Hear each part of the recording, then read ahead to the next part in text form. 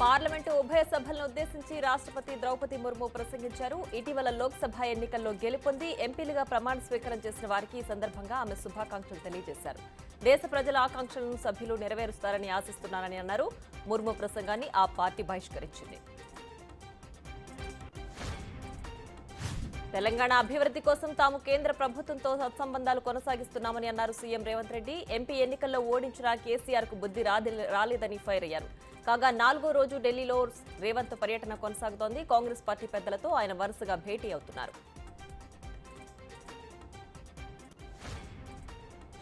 Punganur YCP MLA Peddireddy రామచంద్రారెడ్డికి TDP భారీ shock ఇవ్వనుంది. పొంగనూరు మున్సిపాలిటీని తమ పరం చేసుకోనుంది. మున్సిపల్ చైర్మన్ భాషతో పాటు 20 మంది వైసీపీ కౌన్సిలర్లు టీడీపీలో చేరనున్నట్టు సమాచారం.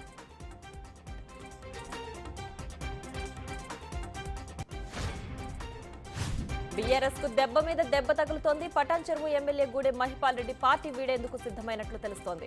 4 రోజులుగా ఢిల్లీలోనే ఉన్న మహిపాల్ రెడ్డి సోదరులు బీజేపీ అధిష్టాన పెద్దలతో మంతనాలు జరుపుతున్నారు. ప్రస్తుతం ఆయనపై ఉన్న కేసుల నుంచి బయటపడాలంటే బీజేపీనే ప్రత్యామ్నాయం అని ఆయన భావిస్తున్నట్లు సమాచారం.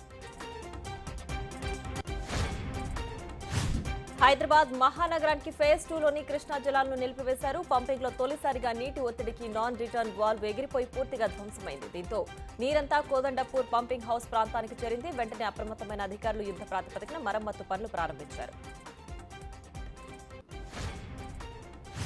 విద్యుత్ కొనుగోలులో కేసీఆర్ రిట్ పిటిషన్ పై హైకోర్టు ప్రశ్నించింది. ప్రభుత్వం జ్యుడిషియల్ కమిషన్ ఎంక్వైరీ చేస్తే తప్పేంటని పిటిషనర్ ని అడిగింది. విద్యుత్ కొనుగోలులో జ్యుడిషియల్ కమిషనర్ ఎంక్వైరీ చేస్తూ ప్రభుత్వం నిర్ణయం తీసుకుంది. దీన్ని సవాల్ చేస్తూ కేసీఆర్ రిట్ పిటిషన్ దాఖలు చేశారు. దీనిపై నేడు హైకోర్టులో వాదనలు జరిగాయి. ఉమ్మడి ఖమ్మం జిల్లా సీతారామ ప్రాజెక్టు చివరి దశకు చేరుకుంది. ట్రయల్ రన్ పూర్తయింది. ఆగస్టు 15 నాటికి సాగర్ లింక్ కెనాల్ కు అనుసంధానించి గోదావరి జలాలు అందించేందుకు సర్వం సిద్ధమైంది. ప్రాజెక్టు ట్రయల్ రన్ ను పరిశీలించిన మంత్రి తుమ్మల నాగేశ్వరరావు త్వరగా పనులు పూర్తి చేయాలని ఇరిగేషన్ అధికారులను ఆదేశించారు. తెలంగాణ భవన్లో కేటీఆర్ అత్యవసర సమావేశం నిర్వహించారు. సింగరేణి ప్రాంత ప్రజా ప్రతినిధులు ముఖ్య నేతలతో భేటీ అయ్యారు. గనుల వేలం నేపథ్యంలో తదుపరి కార్యాచరణపై చర్చించారు.